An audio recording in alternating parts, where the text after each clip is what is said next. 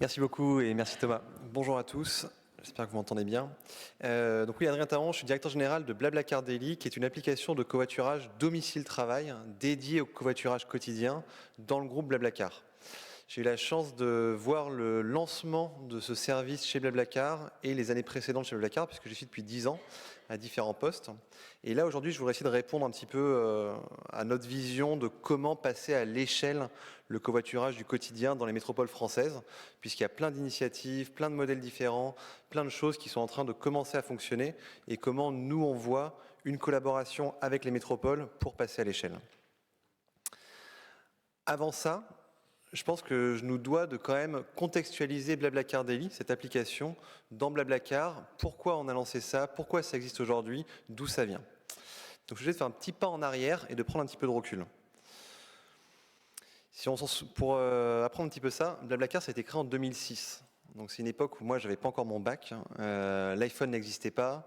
On parlait pas de Facebook, Instagram ou TikTok, mais de MySpace. Ce que je suis en train de dire là, c'est que la technologie était extrêmement différente. À l'époque, il y a assez peu d'acteurs publics ou privés qui s'intéressaient au sujet du covoiturage et de globalement comment on mutualise le bien qui sont les voitures directement sur les routes. Donc on part d'il y a longtemps. On est 18 ans après, aujourd'hui, et aujourd'hui on a une mission claire qui est d'être la plateforme référence pour les voyages partagés, que ce soit en covoiturage ville à ville, covoiturage quotidien avec Blablacar Daily, en bus, probablement en distribuant des billets de train, de TER dans le futur également.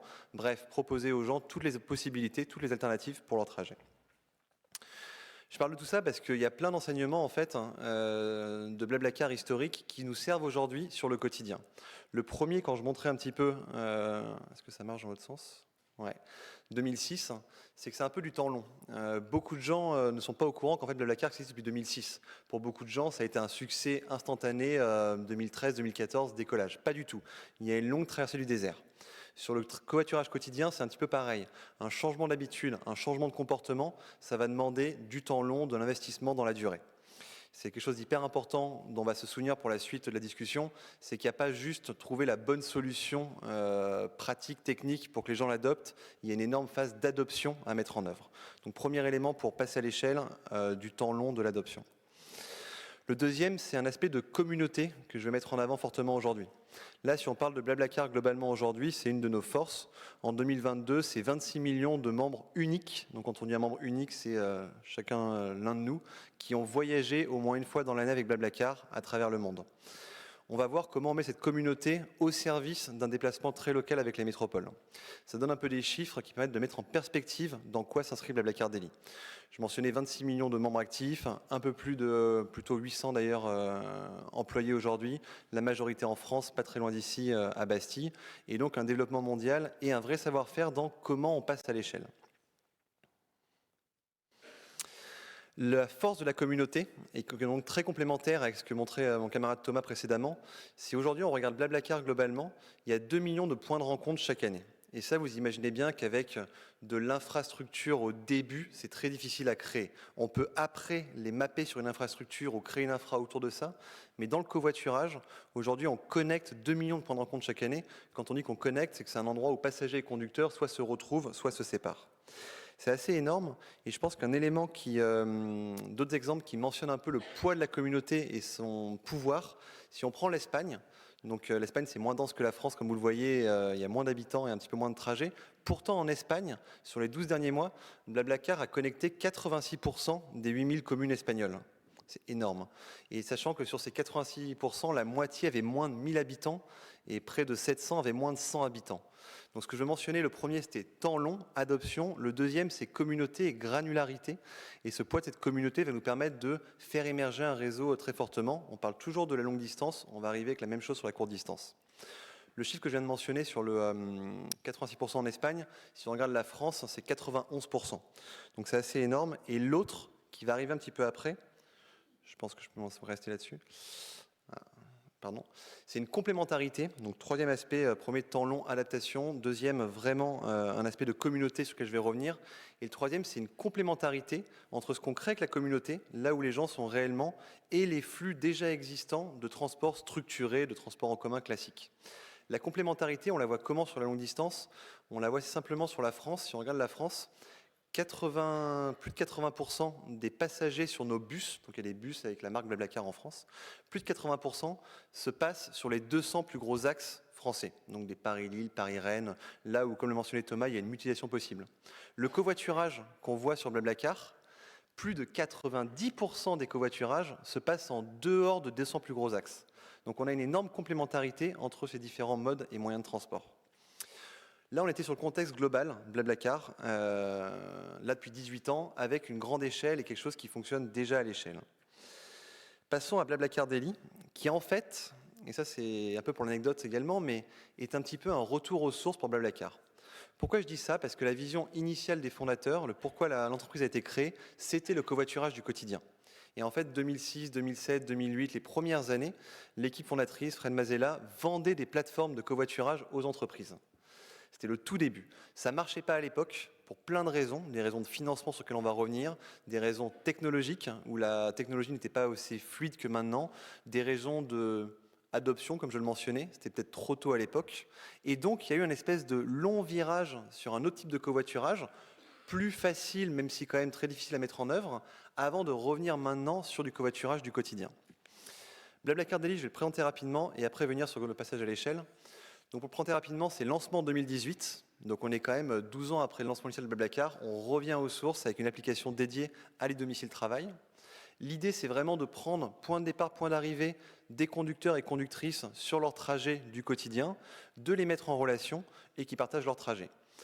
On fait une application séparée parce que le cas d'usage va être très différent, le modèle économique va être très différent. Et quand je dis cas d'usage, c'est que typiquement sur des trajets ville à ville, Blablacar, c'est assez rare de voyager 2 fois avec la même personne. Vous allez trouver une nouvelle conductrice à chaque fois. Un petit peu comme le TGV où c'est assez rare de vous retrouver 2 fois à côté de la même personne sur votre Paris-Nantes ou votre Paris-Rennes. Sur le covoiturage domicile-travail, c'est assez différent.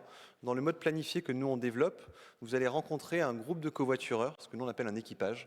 Donc vous vous inscrivez, typiquement, vous faites votre recherche, vous découvrez les gens avec qui vous pouvez voyager, vous allez essayer ceux avec qui ça marche, avec qui c'est possible, et en général, au bout de quelques semaines, on a rencontré 4-5 personnes avec qui ça marche bien, et on va vouloir répéter l'expérience avec eux.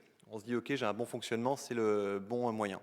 Donc on a une application séparée pour permettre ça, pour facilement retrouver les gens avec qui ça marche bien. Ce genre d'équipage, il peut durer comme un couple de quelques semaines à quelques années. Ce qui se passe souvent, c'est que les gens commencent à covoiturer et au bout de quelques mois ou années, l'un va déménager, changer de travail, il faut trouver une autre personne. Et ça permet aussi d'avoir des gens plus ponctuels qui de temps en temps vont rejoindre l'équipage. Le modèle de développement, il s'appuie énormément sur les entreprises, Trailborg typiquement à Clermont-Ferrand ou Amazon, Disney en Ile-de-France, qui vont faire la promotion du covoiturage du quotidien auprès de leurs collaborateurs. C'est un des leviers de communication extrêmement forts. Et les collectivités territoriales, donc 90 partenaires que je vais montrer après, qui vont venir notamment faire la promotion et subventionner les trajets effectués pour en faire un vrai transport du quotidien des gens.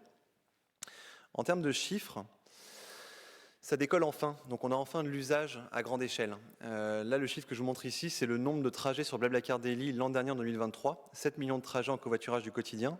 Pour le mettre un petit peu en perspective, on était aux alentours de à peu près 4 millions en 2022, donc on passe de 4 à 7. Et là, en ce moment, si on voit la tendance qu'on a sur début janvier, on est déjà sur un rythme de 10 millions par an. Donc la tendance est vraiment au décollage et on a enfin un usage très très fort. Le côté collectivité que j'ai mentionné, c'est la présence locale aujourd'hui de Blablacar Daily. On a 90 collectivités partenaires. Je vais terminer vraiment sur le modèle et qu'est-ce qu'il faut pour que ça fonctionne à grande échelle. Il y a 4 points que je voudrais souligner en fait. Le premier, c'était un peu de temps long et accepter que ça met du temps de changer les comportements. C'est pas comme prendre un bus ou un métro, quelque chose qu'on connaît depuis longtemps. C'est vraiment un changement de se dire je vais ouvrir ma voiture, je vais monter dans la voiture de quelqu'un d'autre.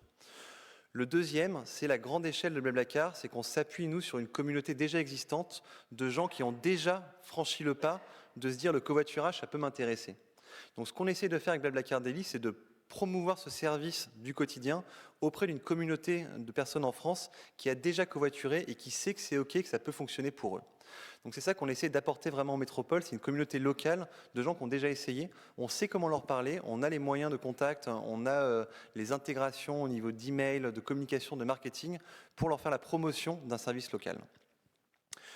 Le troisième élément, c'est vraiment de s'assurer de la complémentarité avec le transport local et de son utilité locale.